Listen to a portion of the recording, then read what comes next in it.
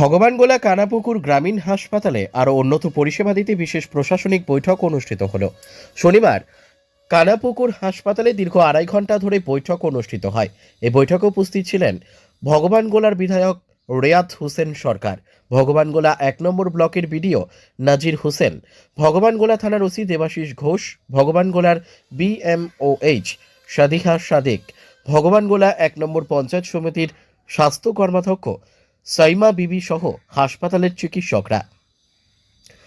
বৈঠক শেষে শনিবার বিকেল 3টে নাগাদ কানাপুকুর হাসপাতালে সংবাদ মাধ্যমের মুখোমুখি হয়ে ভগবানগোলা 1 নম্বর ব্লকের বিডিও ও ভগবানগোলার বিধায়ক জানান, এদিন হাসপাতালে কিভাবে আরও উন্নত পরিষেবা দেওয়া যাবে এই বিষয়ে আলোচনার পাশাপাশি এখানে লাইটের ব্যবস্থা, কমিউনিটি টয়লেট, রোগীর পরিবারের জন্য রাত্রিকালীন থাকার ব্যবস্থা, আরও সিসিটিভির ব্যবস্থা করা হবে বলে সিদ্ধান্ত নেওয়া হয়।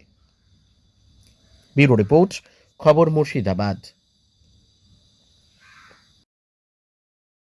দেখুন, বিষয়টা হচ্ছে যে আমাদের এখান থেকে মেডিকেল কলেজ প্রায় 30 কিলোমিটার উপর, ঠিক আছে, 35 কিলোমিটার। আচ্ছা, তারপরে এখানে আমরা এই প্রত্যন্ত এলাকায় এই হসপিটালটাই আমাদের এই 8টা অঞ্চলের মানে মূল পরিষেবার একটা জায়গা।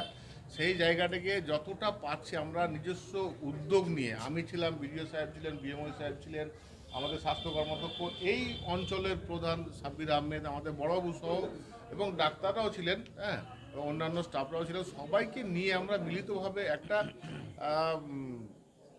ফলপ্রসূ কিছু একটা আলোচনা করা যে আমরা কীভাবে রোগীদের পরিষেবা দেব, রোগীর পেশেন্ট পার্টি যারা রাত্রে বসবাস করে তাদের নাইট শেল্টারটা আমরা কীভাবে দেব।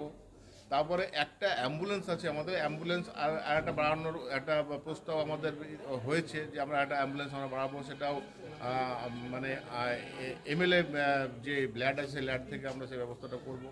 কিছু স্ট্রিট লাইটের ব্যবস্থা আমরা করব, যেখানটায় অন্যান্য দিকটা অন্ধকার হয়ে আছে সেই দিকটা আমরা ব্যবস্থা করব। এবং পাশাপাশি বিডিও সাহেবকে আমরা প্রস্তাব দিয়েছি দুটো আরও কমিউনিটি টয়লেট উনি দেবেন বলেছেন। ওই কমিউনিটি টয়লেট দুটো এখানে আমরা মেল এবং ফিমেল দুটো, হ্যাঁ, এবং হসপিটালে যে সমস্ত ক্লিনিং যে ব্যবস্থাপনাটা আছে, ঠিক আছে, নিট অ্যান্ড ক্লিন যে ব্যাপারটা, সেই ব্যাপারটা আমরা স্বচ্ছ একটা হসপিটাল আমরা মানুষের কাছে একটা উপহার দেওয়ার চেষ্টা করি। পরিষেবাটা, বিশেষ করে রোগী পরিষেবাটা যাতে সঠিকভাবে পায় এবং মানুষ সঠিক চিকিৎসাটা যাতে পায়, সঠিক ট্রিটমেন্টটা যাতে পায়, সঠিকভাবে যাতে ওষুধপত্র যাতে পায়, ঠিক আছে, এই সমস্ত বিষয় নিয়ে কিন্তু আমাদের সার্বিক একটা আলোচনা হয়েছে এবং আলোচনাটা খুব ভালো আলোচনা হয়েছে এবং ইতিবাচক আলোচনা হয়েছে।